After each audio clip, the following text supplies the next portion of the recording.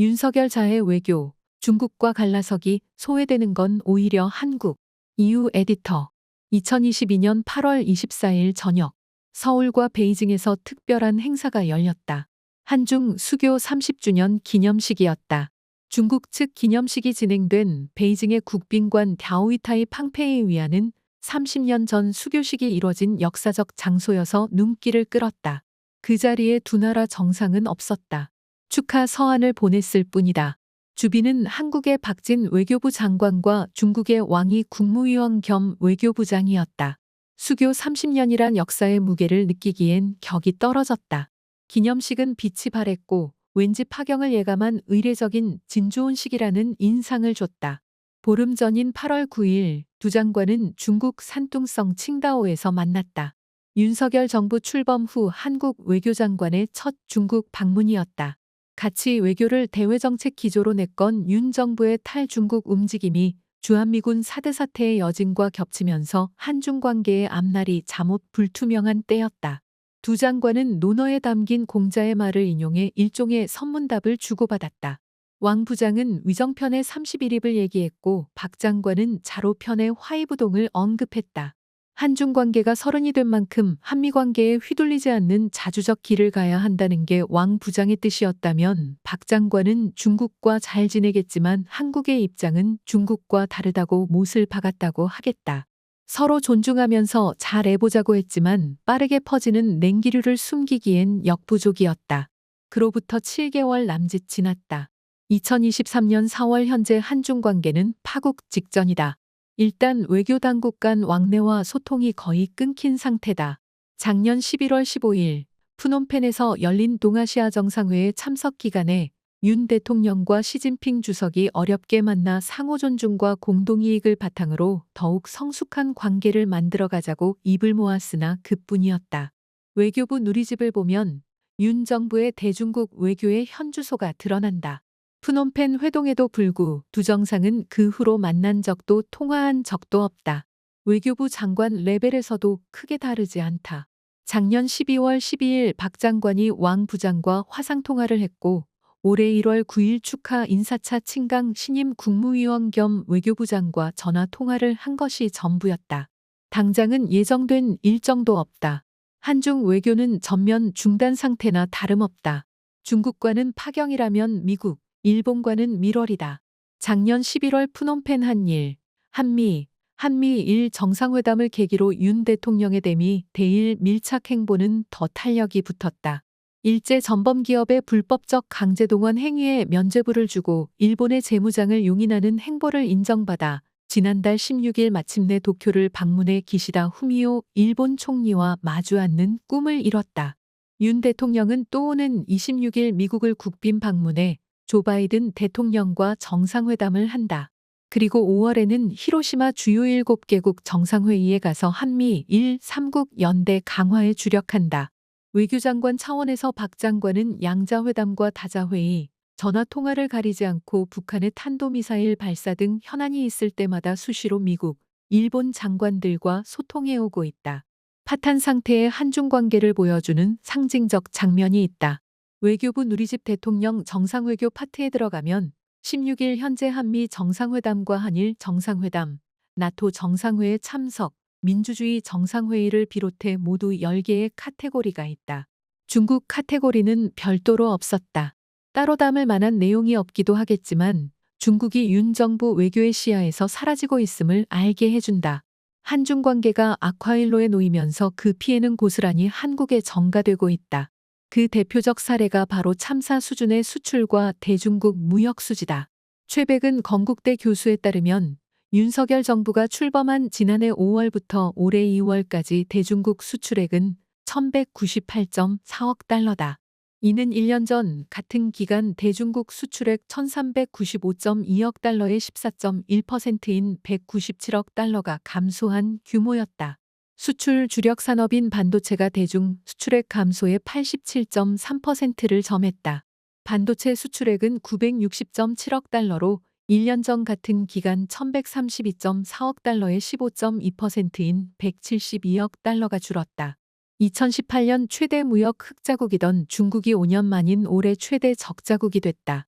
한국무역협회 무역통계에 따르면 연간 기준으로 중국은 2018년 한국의 무역 흑자국 1위에서 2019년 2위, 2020년과 2021년에는 각각 3위였다가 윤 정부가 출범한 2022년에는 22위로 추락했다. 윤 정부 2년 차인 금년에는 아예 우리나라의 최대 적자국이 됐다. 상점벽해다. 문제는 이런 구조가 고착되고 있다는 점이다. 그동안 윤 정부는 대중 수출 감소와 무역수지 악화의 원인을 중국의 제로 코로나 정책에 따른 경제 침체 등의 탓으로 돌렸으나 윤 정부의 탈중국 노선의 여파로 수교 후 최악인 한중 관계를 빼고는 전모를 설명하기 어렵다. 중국이 제로 코로나 정책을 폐기해 경제 회복이 된다고 해도 크게 달라지지 않을 거란 뜻이다. 마침내 추경호 부총리 겸 기획재정부 장관이 실토했다. 주요 20개국 재무장관 중앙은행 총재회의 참석차 방미한 그는 10일 뉴욕 특파원들과 만나 과거처럼 중국이 우리 경제에 빠르게 반등의 기회를 주지 않을 것은 분명하다. 과거처럼 흑자가 굉장히 많이 나던 시대는 지난 것 같다. 라고 말했다. 얼마 전까지 본인이 전망했던 것과는 상당한 거리가 있다. 문제는 윤 정부가 자초했다는 점이다. 그 시작은 1년 전으로 거슬러 올라간다. 윤 정부는 출범하면서 대외정책 기조로 자유민주주의와 인권, 시장경제 등의 가치를 최우선으로 삼는 가치 외교를 내걸었다. 글로벌 중추국가로 나아간다는 외교 비전도 내세웠다. 세계 질서가 미국 주도의 자유민주주의 서방 진영과 권위주의 진영 간의 신냉전 구도로 재편되고 있다고 보고 확실히 미국의 뒤에 줄을 서겠다고 선언한 것이다. 이런 대외정책 기조는 윤 대통령 취임 11일 만인 작년 5월 21일 서울 한미 정상회담에서 확인됐다. 윤 대통령과 바이든 대통령은 한미동맹을 글로벌 포괄적 전략동맹으로 발전시킨다는 데 합의했다. 그러나 방점은 미래를 결정할 첨단 기술과 제조업 분야에서 중국을 배제하고 미국의 자체 공급망 구축과 제조업 부활을 이루기 위한 경제안보동맹 구축에 찍혀 있었다. 그 후 윤 정부는 실행 협의체인 인도 태평양 경제 프레임워크와 치포에 가담했다. 한 달여 후에 윤 대통령은 나토 정상회의에 참석했다. 나토는 러시아에 이어 중국도 서구의 공동안보 위협으로 규정하며 동아시아 진출을 꾀하고 있었다. 중국이 예민해져 있을 때 대통령을 수행하던 최상목 경제수석의 폭탄 발언이 터졌다. 그는 지난 20년간 우리가 누려왔던 중국을 통한 수출 호황 시대는 끝나가고 있다. 중국에 대한 시장이 필요하다. 라고 주장했다. 윤 대통령의 나토 정상회의 참석과 삼국 공조를 강화하는 당시 한미 1 정상회담과 맞물리면서 윤 정부의 탈중국 선언으로 해석됐다. 이를 두고 많은 비판이 쏟아졌다. 리스크 분산 차원에서 시장 다변화를 모색한다고 해도 소리 없이 진행하면 되지 대통령 경제수석이란 사람이 중국과 본격적인 디커플링에 나서겠다는 의지를 밝혔다고 오해할 만했기 때문이다. 수출과 대중 무역수지 참상을 보면 그 발언의 후유증은 컸다고 봐야 한다. 중국이 반도체 등 한국산 제품을 자국산이나 제3국산으로 대체하도록 떠미는 한편 이심전심으로 한국산 불매운동으로 이어졌을 개연성도 충분히 있다. 말 한마디로 천냥 빚을 진 꼴이 아닐 수 없다. 그 정점은 윤 대통령의 한 아세안 정상회의 연설이었다. 한국판 인도 태평양 전략을 공개함으로써 중국 포위를 목적으로 미국, 일본이 주도해온 인도 태평양 전략에 동참하겠다고 선언한 것이다. 그 연설은 인도 태평양 전략 보고서로 구체화하여 지난해 12월 28일 공식 발표되었다.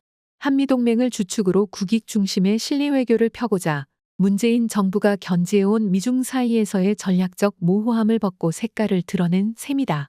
문제는 윤 정부가 그 시점을 전후로 해서 탈중국에 그친 게 아니라 중국을 수시로 자극하면서 반중국으로 공격적인 성향을 보이는 대목이다.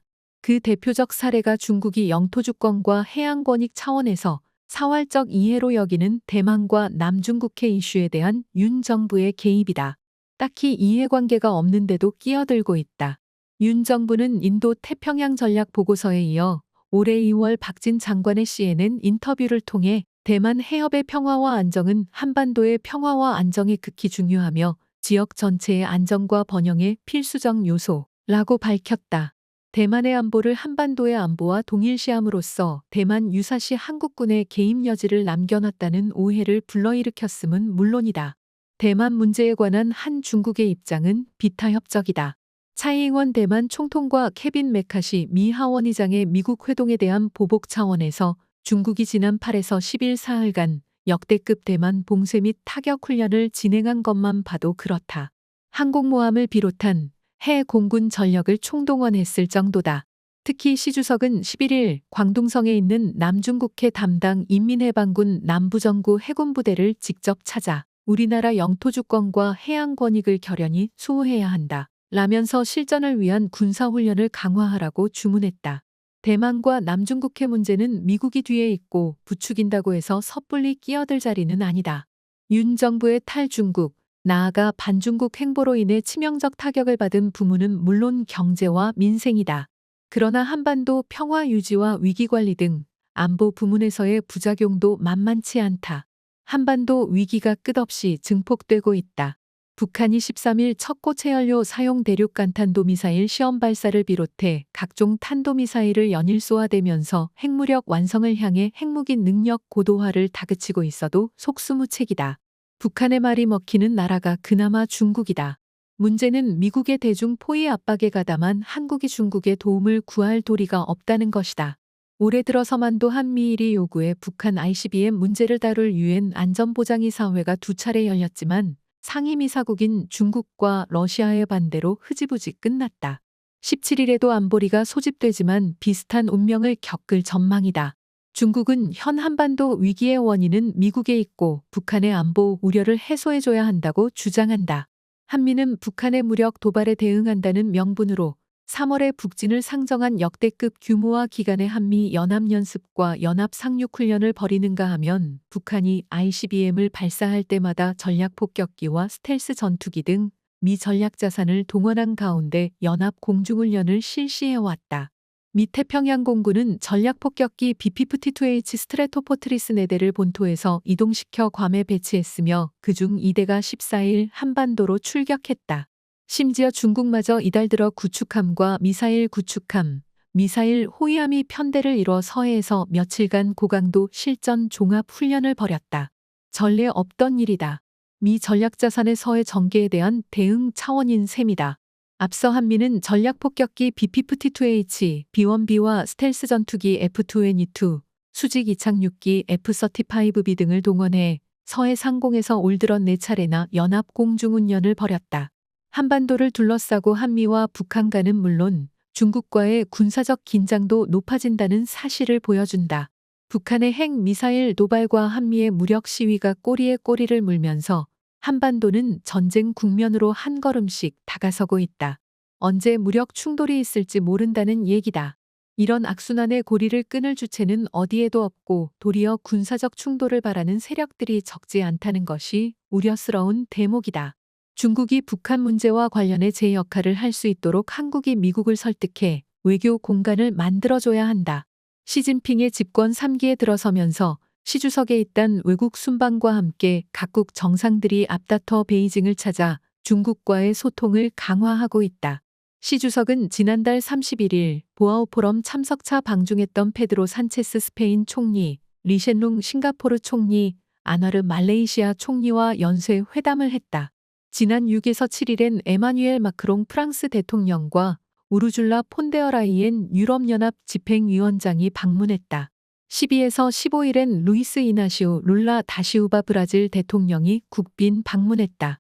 외교장관급의 행사는 세기도 어렵다. 심지어 지난 1일에는 일본의 하야시 요시마사 일본 외무상이 베이징을 찾았다. 그 전날 중국에 대한 반도체 제조 장비 수출 규제를 강화해 불편한 상황에서도 말이다. 미국에 딱 붙어 있으면서도 국익을 챙기고자 최대 전략적 도전인 중국을 찾아간 것이다. 미국과 일본의 눈치만 바라보는 윤 대통령과 현 외교안보 보좌진들로서는 구사하기 힘든 외교 행보가 아닐 수 없다. 최근 중국은 한국에 꽤 거칠어졌고 때로는 존재를 아예 외면한다. 시 주석은 12일 LG디스플레이 광저우 생산기지를 방문했다. 2012년 중국의 최고 지도자가 된 이후 중국 내 한국계 기업을 방문한 것은 유례없는 일이다. 이 자리에서 시 주석은 기업 관계자들과 대화하면서 한중 간의 우위를 강조했다고 한다. 이를 두고 한국의 과도한 대미, 대일 밀착으로 현재 한중 관계가 전면 중단 상태에 있지만 경제협력은 이어나가자는 뜻과 함께 반도체 등 첨단 기술 분야에서 미국의 대중국 디커플링에 한국이 거리를 뒀으면 하는 뜻이 담겼다는 해석이 나온다. 경희야 어쨌든 시 주석이 먼저 손을 내민 모양새를 취했다. 손을 맞잡을지는 윤 대통령에 달렸다. 지금도 늦지 않았다. 미일 일변도 외교의 속도를 줄이고 중국과의 소통 재개에 힘을 쏟아야 한다.